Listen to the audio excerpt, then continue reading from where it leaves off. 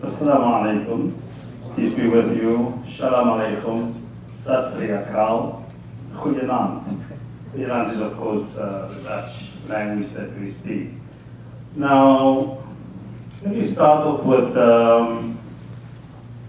some stories. I think religions are all about sharing stories. And so my angle tonight is just share a number of stories. As faith communities, we are also linguistic communities. So I will share some insight into some Arabic words. We were sitting on the Bosphorus, having a lovely meal with about, I think, 9 Turkish gentlemen, business people, all in their mid-30s. And we're asking, why are you sponsoring these expensive trips overseas? Because we are being treated like celebrities when we go out to Turkey. And one of them said, you know, there are two terms in Arabic. The one is nifaq and the one is infaq. Nifaq and infaq share the same roots or radical roots in Arabic. But nifaq means hypocrisy, and we read that a lot about serial hypocrisy in the newspapers nowadays. So you have hypocrisy and altruism. Well, there's no in between. If you don't choose the path of altruism, you are a serial hypocrite. So that to me says so much about these young Turkish people and their commitment to altruism. Another story took place during the Second World War. The Germans were guilty of this most horrible crime in humanity, the Holocaust. And no one can ever excuse such a crime against humanity. The Quran says even the death of one single innocent person is like the death of all humanity. Thousands of Jewish people were fleeing Germany into Albania. 97% of those Albanian people were peasants, illiterate, and they made sure that they shelter those Jewish people. They made them wear the same clothing, and they were going to defend those people with their life. The irony was that here, unlettered peasants were sheltering thousands of Jews, and in Germany, some of the most educated, sophisticated people were guilty of what we know today as the Holocaust. When some of these Muslims in Albania were asked, why are you doing this? They said, well, we have a concept besa. Where does the word besa come from? The honor to protect the stranger with your life. They said, from the Quran. So they were living a concept of altruism. And that is what we know as the besa concept. We know the Prophet Muhammad, peace be upon him, was an orphan.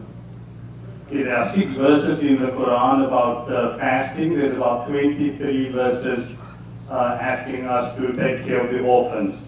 One verse goes to the extent of saying, أَفْرَأَيْتَ الَّذِي يُكَذِّبُ بِالدِّينِ فَذَلِكَ الَّذِي يَدُعُ الْيَتِيمَ. Do you look at those people who rebuff the orphans, who push them aside, and those people are the ones who deny faith, they deny religion, they deny the afterlife. And so the Quran is very clear, but the Arabic tradition has made the word orphan, has given a very broad connotation to an orphan.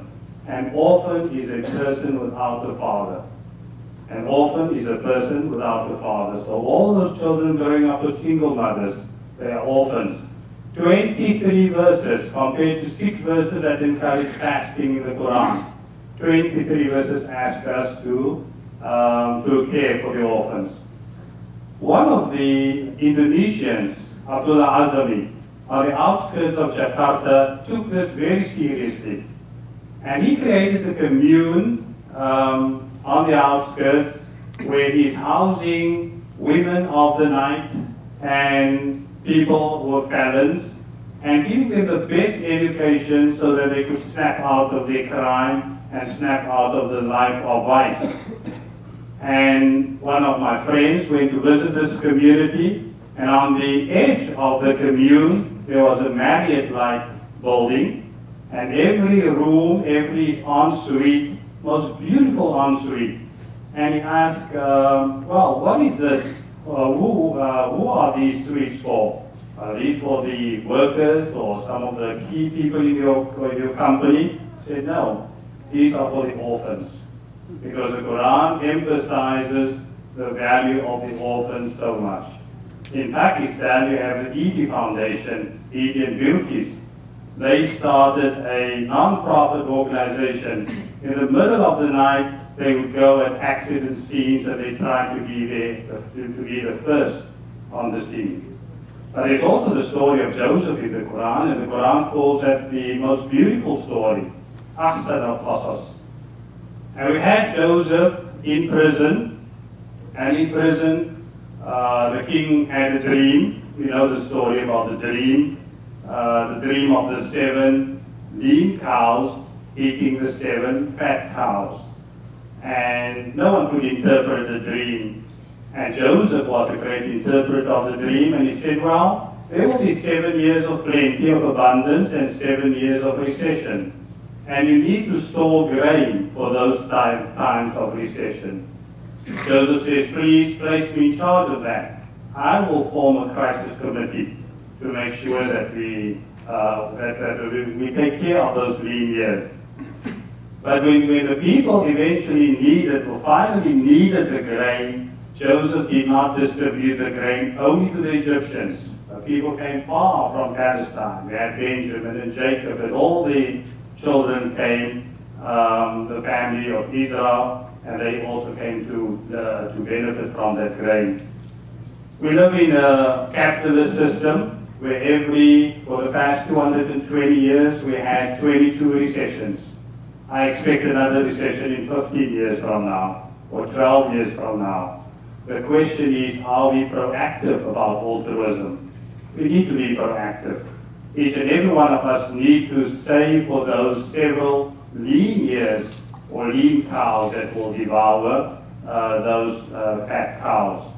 But also we should have a sense of not selective sympathy, where we only think of ourselves and only people with the same color, the same skin, or the same ethnicity, but go beyond that. Altruism should transcend culture, it should transcend ethnicity, it should transcend race, it should transcend religion.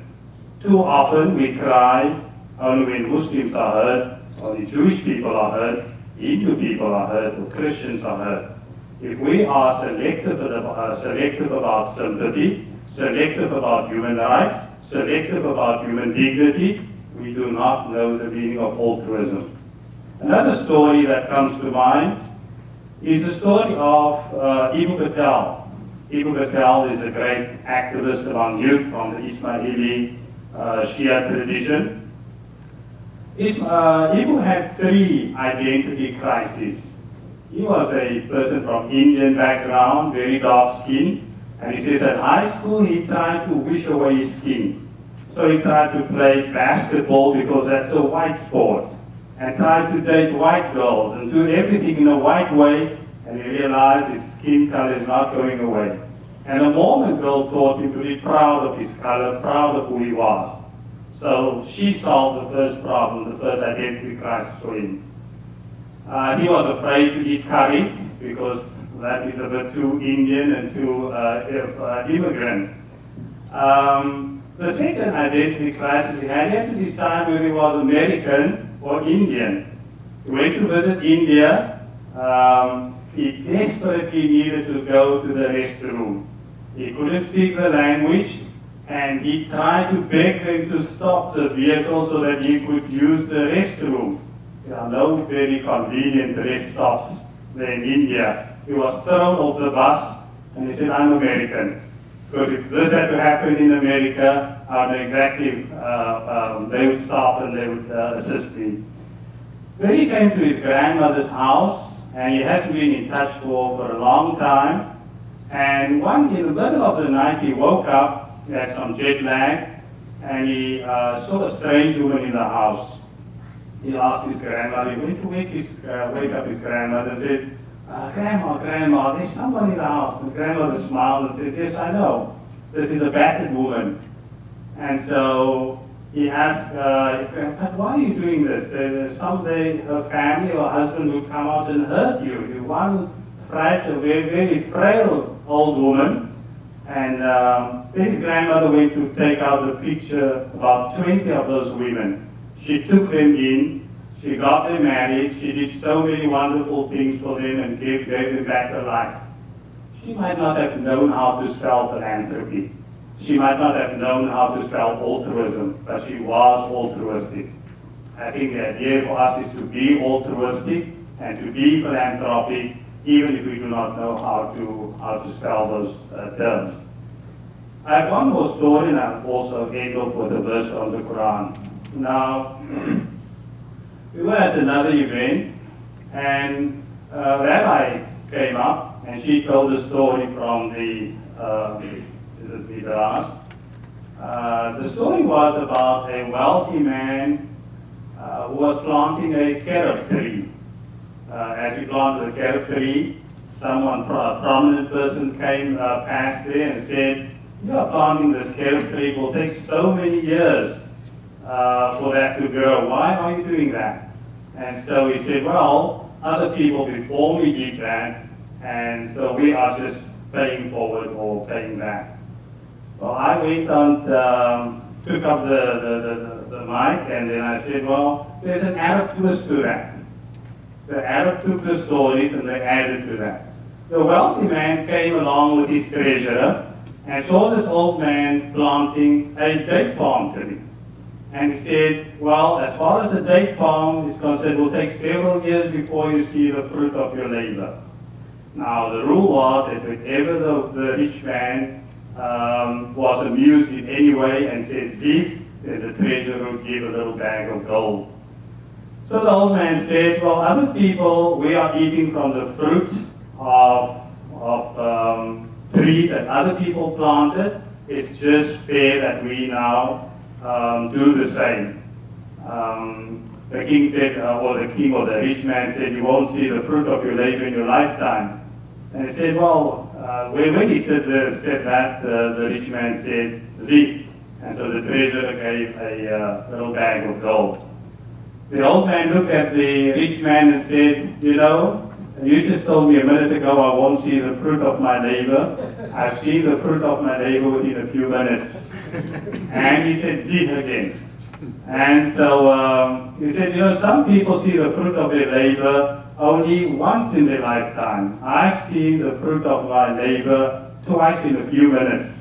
He said, "Zeke" again. And then the rich man said, let's move on before we have nothing to share. I think the moral of the story, this comes from Jewish tradition, and it's very healthy to steal good ideas, to steal good stories. The Prophet, peace be with him, said, wisdom is the lost treasure of the believers. Let them appropriate it wherever they find it. And so I think there are great ideas of altruism throughout the world in every community. And we need to take those ideas and make those ideas our own. Last night at university, we had Father Greg Boyle. A few hundred people attended his lecture. He went out to the gangs of Los Angeles. You will not believe it, but there are more than 1,100 gangs in Los Angeles with 83,000 members that would be counted. And he's turning them around. He has so many bomb threats and so many other threats, but he's still moving. Do we leave a legacy? Do we leave this world a better place? Do we make a difference? Those are the questions we should be asking ourselves. I'm sorry for ending with a Quran verse. Normally we start with a Quran verse, but let me do that. And the Quran in Surah Ma'idah, chapter 5, verse 2, sorry, no, that's not Surah Ma'idah, that's Surah Baqarah, verse 177. ليس البر أن تولوا وجوهكم قبل المشرق والمغرب ولكن البر من آمن بالله واليوم الآخر والملائكة والكتاب والنبيين وآتى المال على حبه ذوي القربى واليتامى والمساكين وابن السبيل والسائلين وفي الرقاب وأقام الصلاة وآتى الزكاة والموفون بعهدهم إذا عاهدوا والصابرين في البأساء والضراء وحين البأس أولئك الذين صدقوا وأولئك هم المتقون. Where Allah says, God says, that the righteousness or piety is not that you face east or west, but true piety is when you believe, you have faith in God and the afterlife, the angels, scriptures, and prophets. وَآتَ الْمَالَ عَلَى حُبِّهِ, and you spend of your wealth, even though you love wealth inordinately, to family members, to the orphans, the poor, wayfarer, and those people ask if they really have a great need, or to riqab, and to manumit slaves. وَأَقَامَ الصَّلَاةِ, and you establish prayer, وَآتَ الزَّكَاةِ, and give the zakah.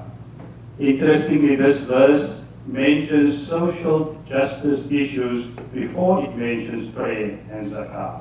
All those social justice issues of caring for the orphans, the poor, and the wayfarer, and setting free those who are in bondage, whether it's debt slavery or any other type of slavery.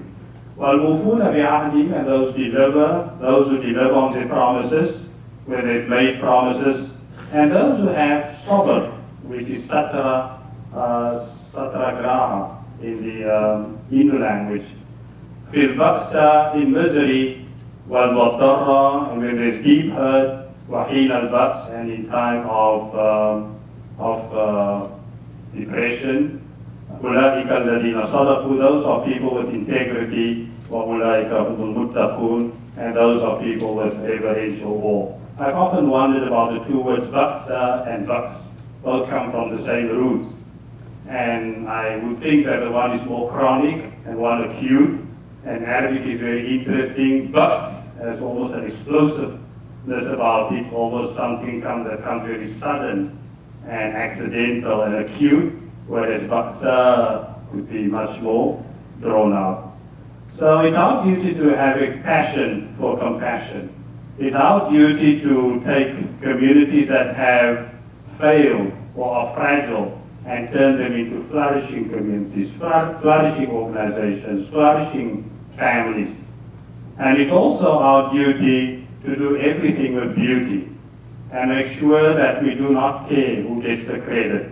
The Dalai Lama admires Islam for an ethic of pure altruism. La nuridu minkum jaza'a wa la shukura. We cannot care who gets the reward or who gets the praise or the applause. We do not do things for name, fame, gain, or dame. And so, having said that, let me end with one last story. On Monday, my two sons who are at university stood up, and I was wondering where they were going. They said, well, they have to go down to Southgate. I told them, do you know it's an hour's drive to the south? They said, yes. What are you going to do there? Some volunteer work. Why? Because at university, if you do 250 hours of volunteer work, you'll get a medallion. Wow, our kids are so motivated to get the medallion. And this is all the reason to send your kids to university. 250 hours, 3 hours volunteer hours. America has a great tradition of volunteerism. We can never argue against contribution. No one can argue against people who want to do things who cannot care whether they get a medallion or not. But it's a great place to be. It's a great place to move forward to. And the real Kareem, the word Kareem, is actually a person who is generous and noble to people, whether they are deserving or not, whether we think they are deserving or not. We pray that we will honor the wisdom traditions that we have, that we will live the golden rules, and the golden rule that is within each tradition, and that all our duties will be done with beauty. Thank you, sir.